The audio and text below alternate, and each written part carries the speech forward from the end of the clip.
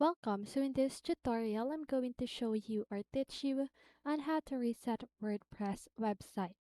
So if you want to know how I did it, just keep on watching.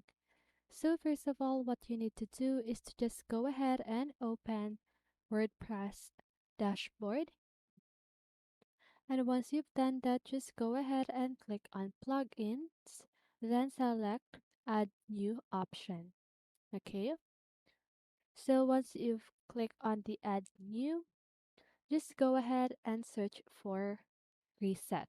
Okay, so you can install any plugin, but if you find the WordPress reset or WP reset, you can just go ahead and use that. Okay, so now install and activate the plugin. Okay, so to install the plugin, click on the plugin button and then just go ahead and wait. And to activate the plugin, just go ahead and click on the activate button once the plugin is done installing.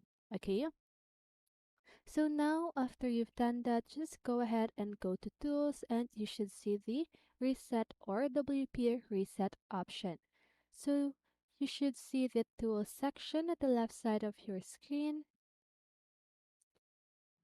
So now once you've done that, click on the reset button. But keep in mind that by clicking the reset button, you will lose all the data on your site.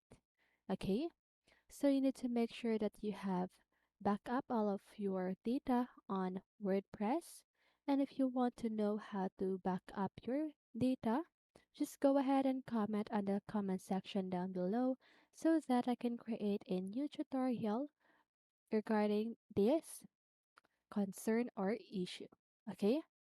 So now once you've clicked on the reset button, that should reset your WordPress website. Okay, so I hope this video helped you, and if it did, make sure to like, subscribe, and hit the bell notification so you won't miss a video.